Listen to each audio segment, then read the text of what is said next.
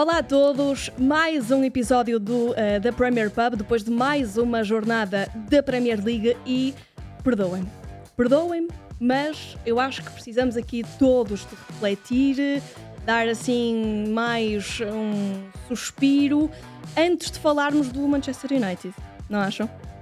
Vamos a isso, eu acho que o Ruben Amorim já suspirou que tinha de suspirar. Porque é difícil. Sim, não está fácil. Está difícil. Não está fácil. E os últimos 30 episódios foi sempre Manchester United. Que é pouco. Vamos ver. O quão complicadas estão as coisas em Old Trafford. Por isso, desafio os meus queridos companheiros de painel a conversarmos antes sobre Wolverhampton-Tottenham. O Wolves conseguiu 4 vitórias consecutivas pela primeira vez na história da Premier League. E sabem desde quando? Desde 1972. Não era eu nascida. Nem eu.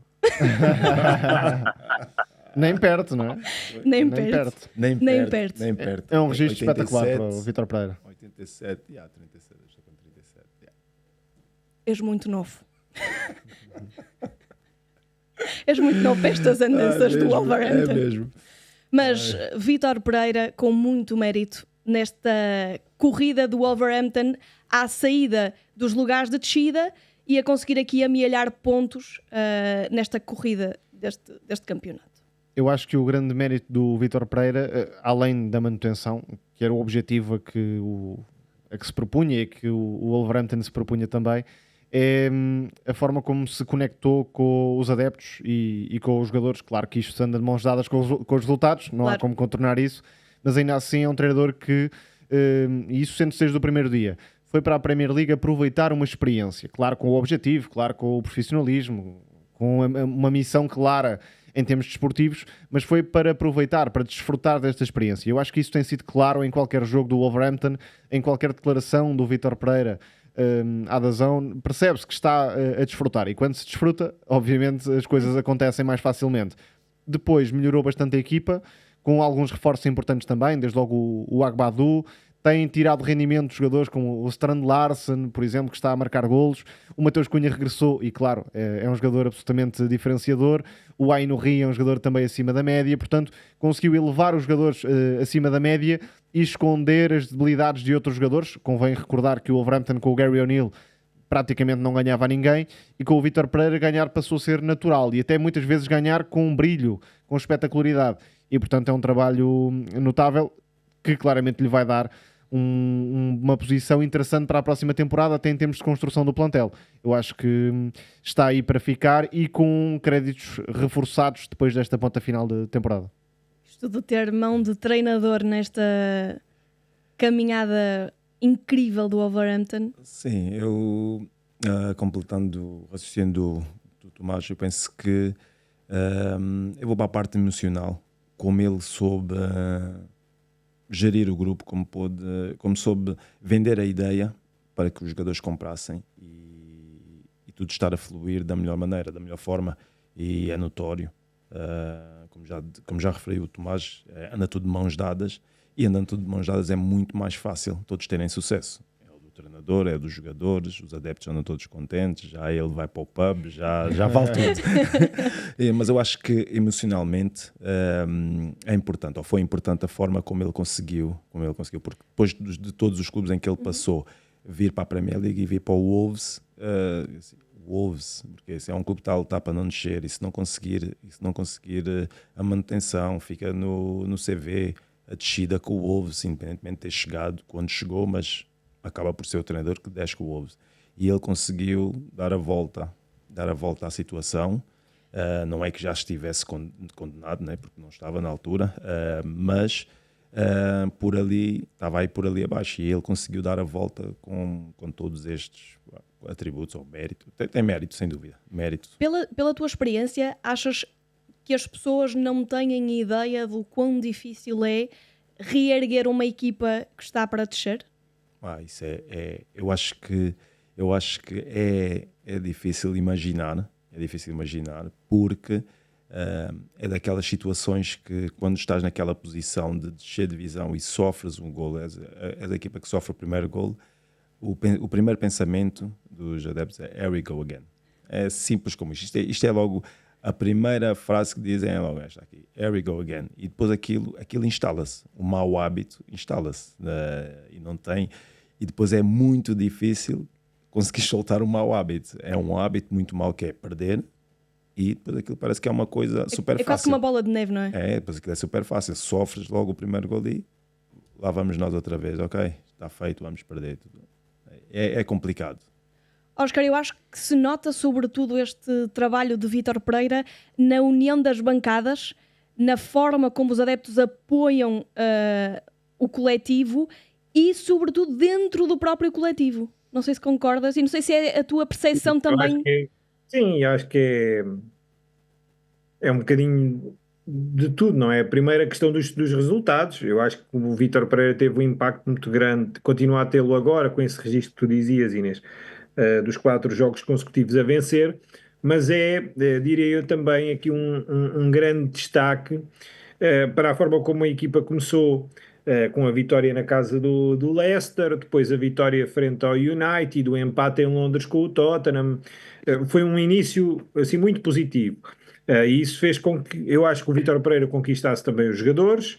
E aqui é uma coisa que é notória, é de facto a vontade que o Vítor Pereira tinha em experimentar a Premier League, em chegar a esta competição, e está de facto a desfrutar imenso. Isso nota-se, os resultados também ajudam.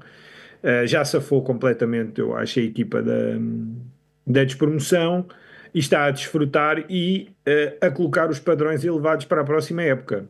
A verdade é essa, estamos a caminhar para o final de mais uma edição da Premier, mas isto passa muito depressa. E depois deste excelente trabalho, eu acho que o Wolves estará a apontar já para um campeonato tranquilo e para andar ali nos 10 primeiros lugares no próximo ano, sobretudo não passar por este sufoco. Muito mérito, conseguiu a comunhão com os adeptos, tem aquele momento sempre depois do jogo que é muito engraçado de ver quando vai festejar com os adeptos. Agora a história do pub que está viral em Inglaterra, por isso é de facto, eu acho que uma aposta certeira do Wolves, ninguém tem dúvida, mas um dos momentos mais marcantes naquilo que é o lado pessoal do Vítor Pereira, porque ele não o esconde, não é? Está mesmo muito feliz. E agora vem o jogo com o United, o que pode ser muito interessante Ainda também. apimenta mais esta Premier League, mas aqui está. Vítor Pereira, ele diz primeiro os resultados, depois a diversão. Mas isto não deixa de ser fantástico. Não é, Luís? Tu que passaste por lá, esta comunhão que existe com o adepto. Sim, isto é algo impensável, mas diria algo impensável aqui em Portugal, mas eu penso que em Inglaterra isto depois passa a ser algo natural, porque não, como treinadores não podemos perder a nossa vida, o que é a nossa vida. Claro que é sem dúvida que ser treinador é a nossa vida, mas não é tudo a nossa vida. E claro que desfrutar um bocado com os adeptos, com quem te está lá a apoiar todas as semanas, seja em casa ou fora. E agora está lá em cima, ainda mais pode. Em cima, né? Não, sem dúvida que é brutal. Fantástico. Vítor Pereira com este triunfo frente ao Tottenham, que vai por aí abaixo, nesta Premier League. O Postecoglou acho que joga o cargo na Liga Europa. Não joga só o jogo, joga o cargo, diria. Está muito difícil para o Tottenham, mas também está muito difícil para o Manchester United, que sofreu uma pesada derrota do Newcastle fora de portas, 4-1, e quando se pensava que finalmente o Manchester United estava a dar passos pequenos, é certo, mas no sentido certo, parece que deu 5 atrás. Não sei se concordam. Eu continuo com a mesma palavra desde o princípio: inconsistência. E eu acho que é notório, e uma equipa como o Manchester United, agora temos aqui várias conjugações de fatores e de factos, o que é que se tem vindo a passar a nível de derrotas, a nível de golos sofridos, golos marcados, número de pontos. Tem sido difícil. E golos sofridos mais em casa do que fora de casa. Fora. É muita coisa junta para o Manchester United. É muita coisa. Luís, tu jogaste em Old Trafford. Verdade. É um campo historicamente difícil. Nunca esteve tão fácil. Como é que se perde mais pontos em casa do que fora? Ele sofre mais gols em Old Trafford do que fora. É impensável. É impensável porque nunca esteve tão fácil jogar em Old Trafford. E agora, Ruben Amorim está aqui com um trabalho em mãos. Eu acho que este jogo tem de ser encarado de forma relativa. Podemos olhar para o Tottenham. Está a meio de uma eliminatória europeia, jogou na quinta-feira à noite fora de casa. O United, o Tottenham não, mas o United jogou fora de casa quinta-feira à noite. Não tem plantel, por isso simplesmente. E dentro dos possíveis vai tentar ser competitivo na casa de uma das equipas mais fortes da atualidade na Premier League. O Newcastle é uma das equipas mais fortes da Liga neste momento. E com jogadores também que estão a fazer grandes temporadas. O Isaac e o Tonali, que inventaram o primeiro golo, desde logo. E por isso, dentro desta dificuldade toda, ainda tem tantos erros individuais, perde o Xerxes por lesão, e eu acho que até mais grave do que o resultado é quase perder o Xerxes, que está em boa forma e é um dos poucos jogadores que poderia ajudar a ultrapassar a eliminatória com o Lyon. Somando tudo isto, é um resultado que, de facto, eu diria que mais do que culpar o Ruben Amorim, e isso seria o mais fácil, eu acho que prova que o United não tem um plantel minimamente competitivo e capaz de respeitar a grandeza do clube. Acho que esse é o grande problema. Ainda Basta menos... lembrar, Tomás, que se calhar quantos jogadores do Newcastle é que jogavam agora de início O Newcastle tem muito melhor plantel, não há dúvida nenhuma. Não há dúvida nenhuma. O Newcastle tem muito melhor plantel do que o Manchester United. Os setores têm melhores jogadores do que o United. Claramente, o United não tem uma referência para lá do Bruno Fernandes que possa complementar. Há uma grande jogada na primeira parte entre o Bruno Fernandes e o Xerxes, que quase deu o golo, mas agora o Xerxes não joga mais esta temporada, portanto o Højlund vai ter de fazer os jogos todos, ou quase todos, sendo que é um jogador que está numa crise de confiança, não marca grandes não marca muitos golos, assim é que é. Na defesa, jogadores como Lindelof e Maguire, que muitos até viam como quase fora do clube, dispensáveis, principalmente o sueco, de repente tem de jogar. Algumas infelicidades, o Altay Bayindir comete um erro no quarto golo e também não me parece que seja de repente a solução para todos os problemas, isto na comparação com o Onana, que esteve mais uma vez nos holofotes a meio da semana contra o Lyon. Acho que não é a resolução de todos os problemas. Há jogadores adaptados e que em momentos mais de subida de nível tendem a comprometer e de facto tudo isto não está a ser fácil para o treinador português. É um plantel que não tem a qualidade exigida pelo Manchester United, pela grandeza do Manchester United, mas quer dizer, isso não pode impedir que os jogadores não corram, que os jogadores não vão procurar o tackle, não vão procurar o passe, não vão... Acho eu. Agora, epá, isto foi incrível. Eu vou querer ver este bocado do podcast. Foi mesmo tipo... Inês, transpuseste toda a tua indignação agora para... Foi mesmo, foi engraçado. Mas é verdade porque...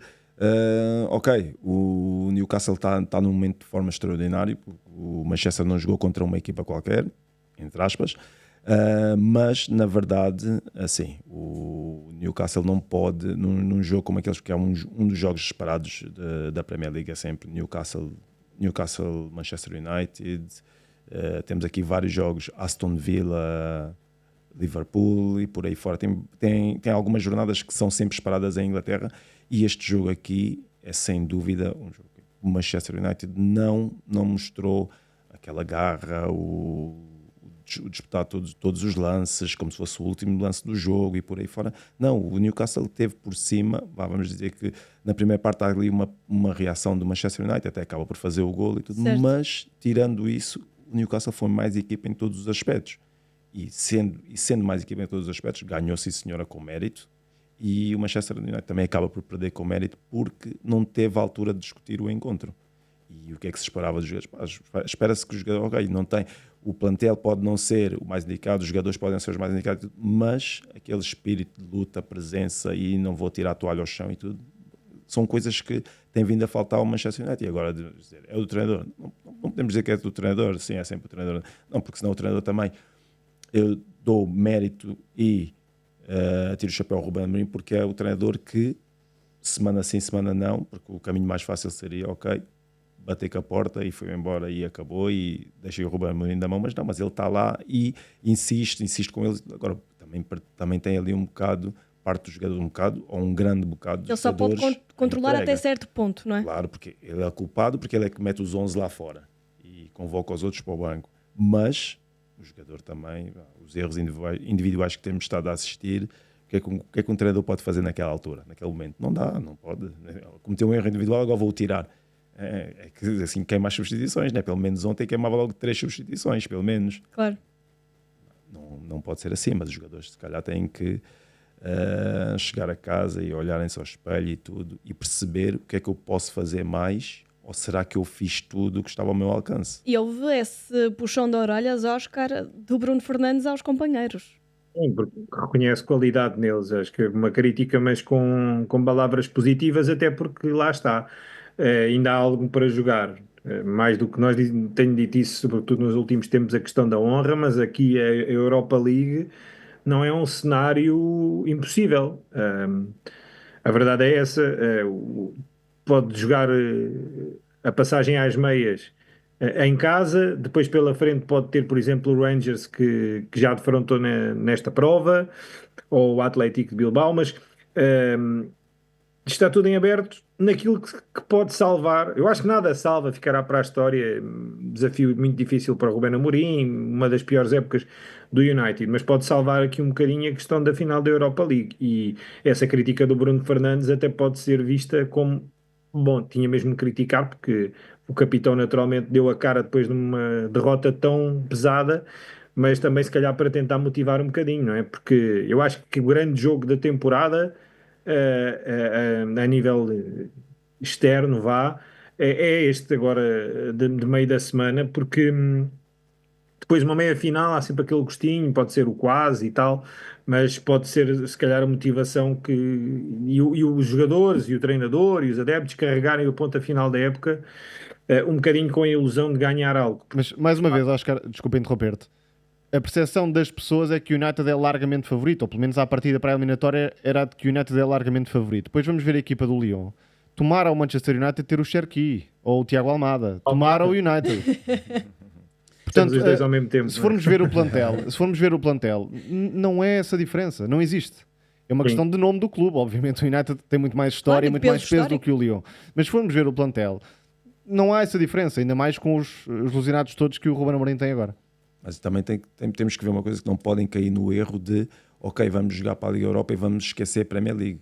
Porque não dá. Não podem esquecer, eles estão 3 pontos acima da linha d'água. Sim, e além disso, mas os que estão lá em baixo, os que estão lá 35 é o último que está, não vão descer em princípio, não é? Mas eles podem acabar em 17º. Sim, é mesmo à porta. Ou seja, mas a manutenção está assegurada com não, maior ou menor dificuldade. Ou seja, o que eu quero dizer é o West Ham ganhar tudo e eles perderem tudo. Sim.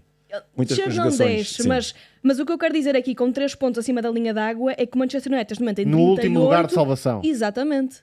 E isto para a história do Manchester United e mesmo assim o jogar por jogar para o campeonato e depois ok, vamos mudar de chip e vamos para a Liga Europa, mudamos e vamos enfrentar. Não funciona assim, porque se não estiveres bem nestes jogos aqui de campeonato, cuidado que pode ser, como eu falei ao princípio, do mau hábito. Isto torna-se de um mau hábito e depois chegas à Liga Europa e pode acontecer também a mesma coisa. E já como o Tomás referiu, tomaram o Manchester ter alguns jogadores que estão ali no Lyon, fazer parte do plantel do Manchester United. Portanto, não podemos dar já de garantido que o jogo está a ganho contra o Lyon.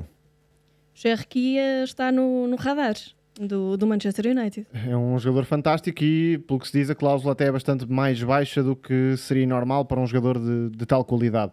Sempre teve alguns problemas, ou pelo menos foram-lhe apontados esses problemas de regularidade, profissionalismo, não sei ou não se é verdade, enfim.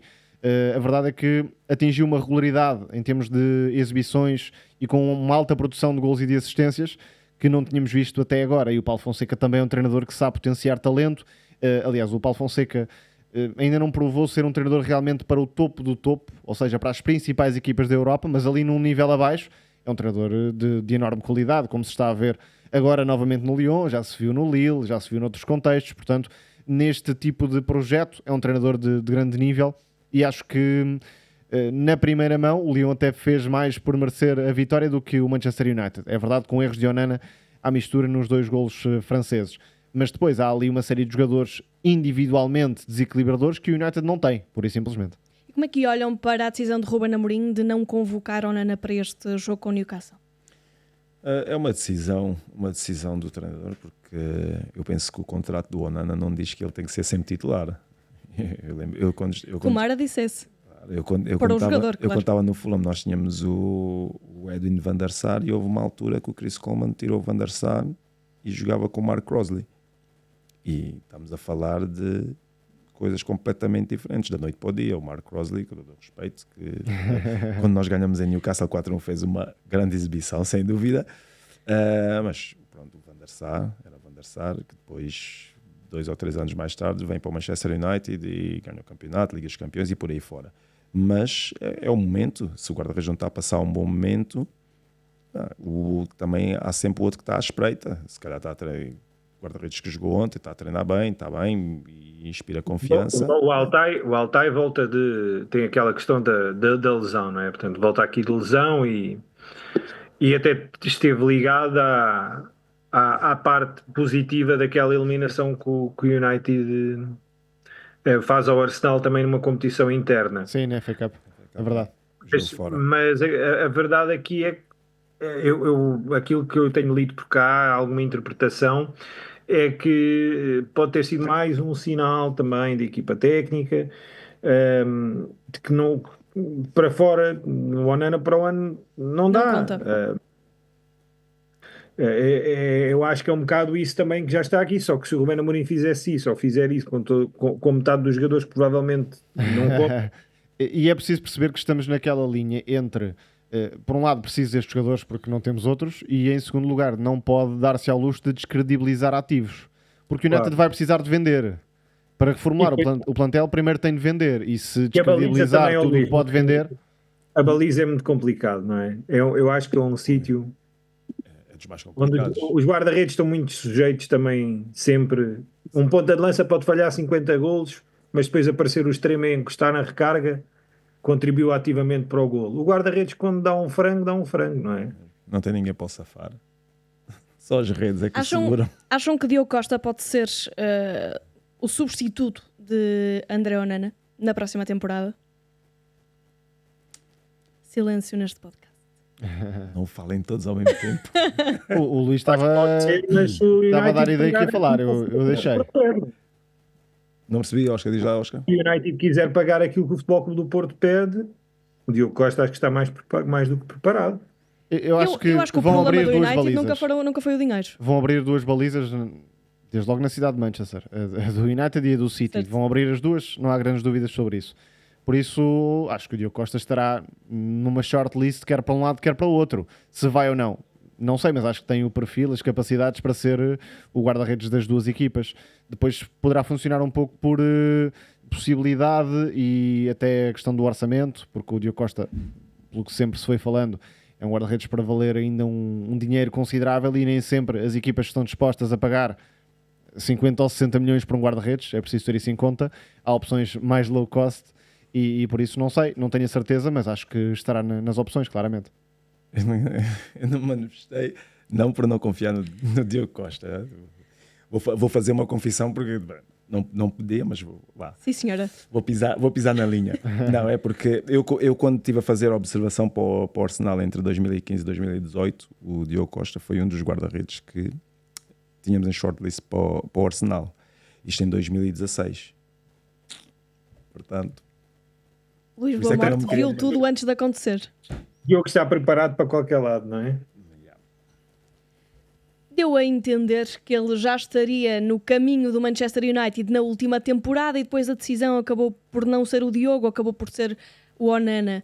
Também já era conhecido pelo treinador. Isso Exatamente. Mas parece que se pode abrir aqui uma porta na próxima temporada para mais um jogador português na Premier League.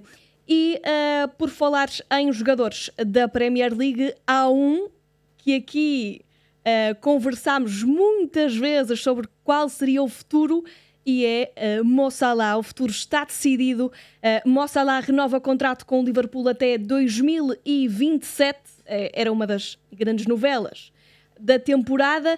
Chega ao fim e eu pergunto-vos, foram 8 anos, agora vão ser 10, em princípio. Foi tempo a mais esta novela com o Mo Salah nesta temporada?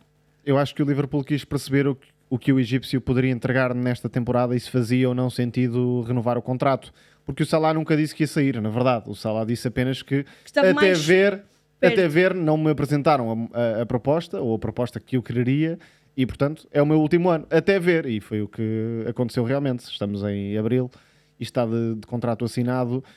O Liverpool ficou numa posição muito, diria, quase encostado à parede, porque perante um jogador que vai ser o melhor marcador, o melhor assistente, o melhor jogador da temporada, era um pouco complicado deixá-lo sair, provavelmente para a Arábia Saudita, mas ainda assim deixá-lo sair de Anfield. O clube teve o mérito de apresentar uma equipa ganhadora neste ano, ou seja, se Salah também percebesse que a equipa estava muito longe de poder discutir títulos, acho que se calhar a decisão do próprio também seria diferente, e até do Liverpool, que entraria mais num processo de renovação. Assim, acho que vai conseguir manter Salah e Van Dijk, e o Alexander-Arnold acho que é o único dos três que pode sair. A minha dúvida em relação a Salah é se vai conseguir estender 2 anos, não sei, mas pelo menos 1 ano, este rendimento, não digo num nível tão extraordinário, mas pelo menos ali num nível que lhe permita continuar a ser a referência goleadora desta equipa do Liverpool. Deixa-me só complementar com números.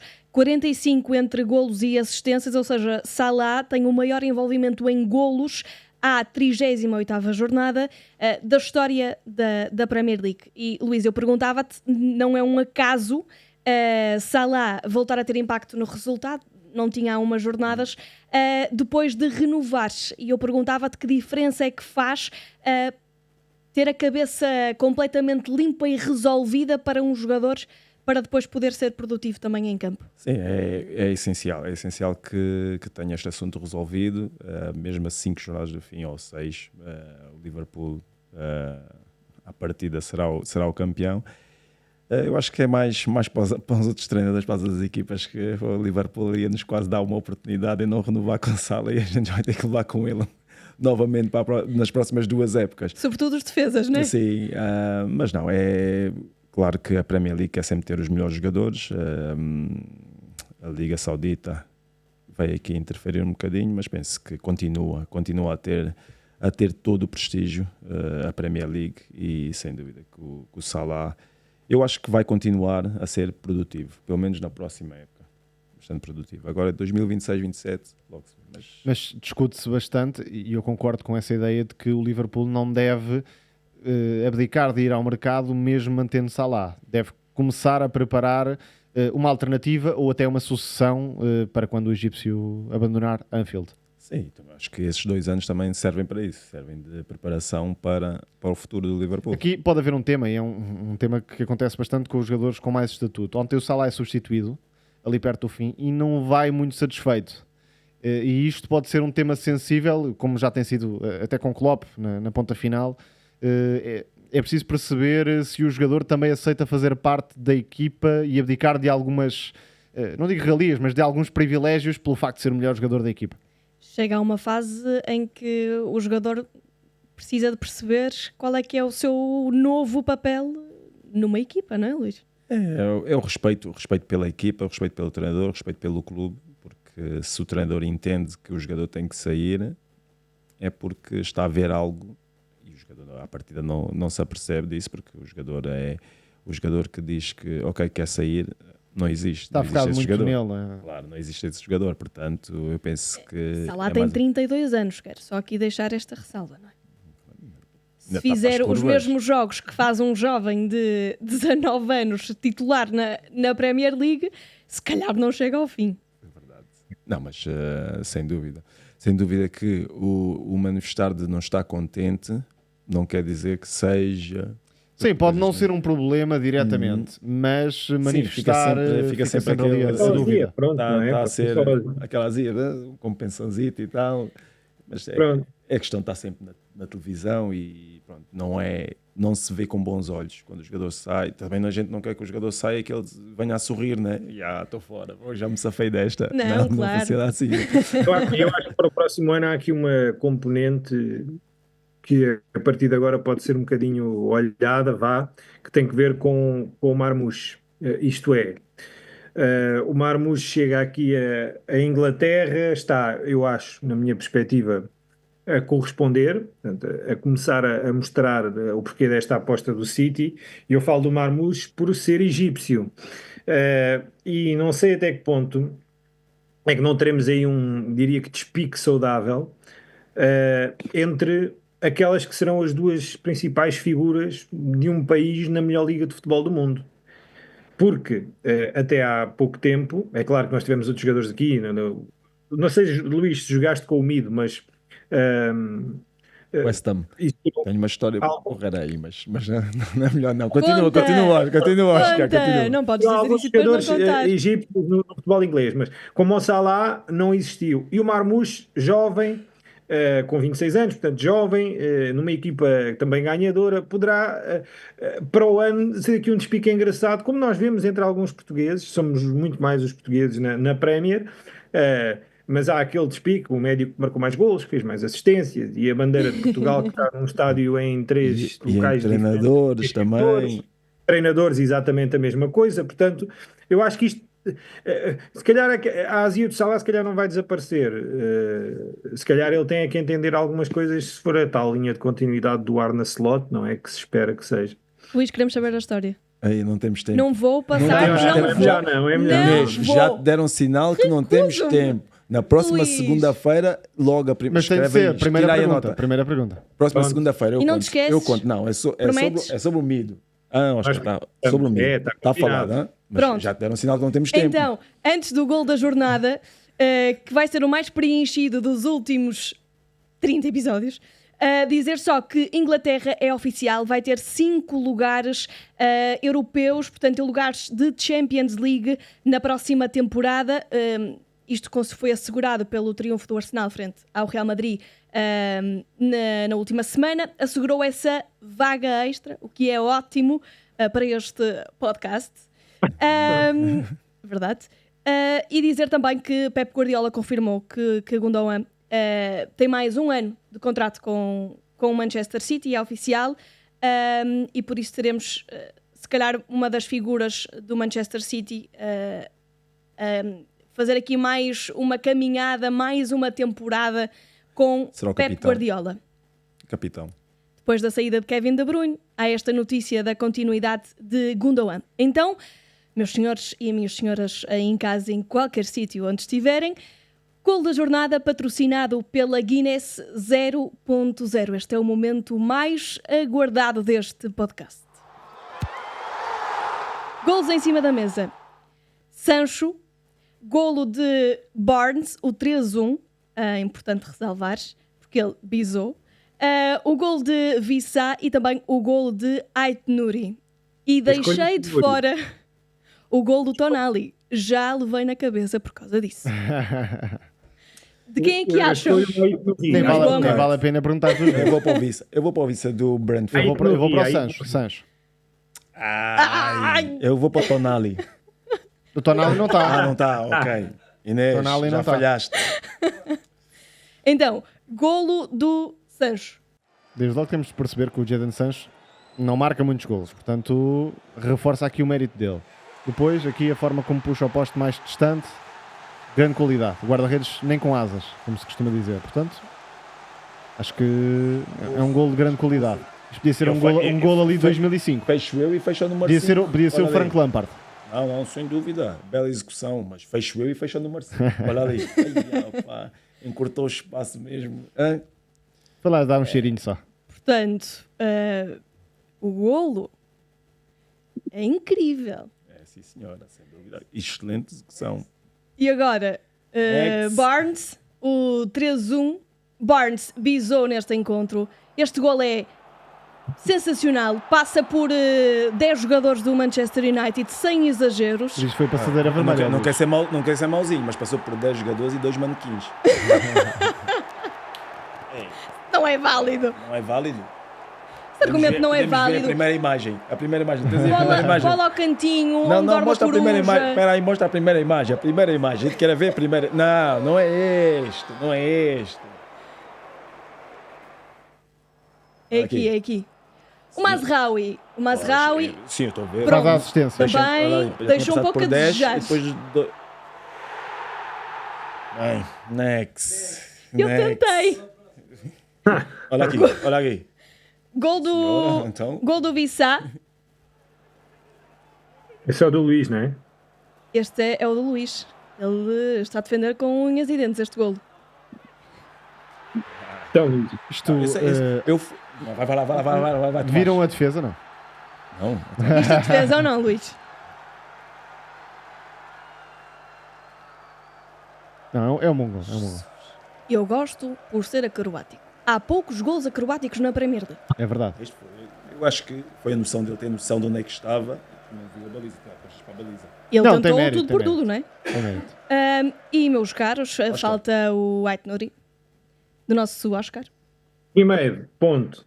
Foi com 2 guarda-redes. Parem na posição Ele do traz uma Vicário. lista para defender este gol.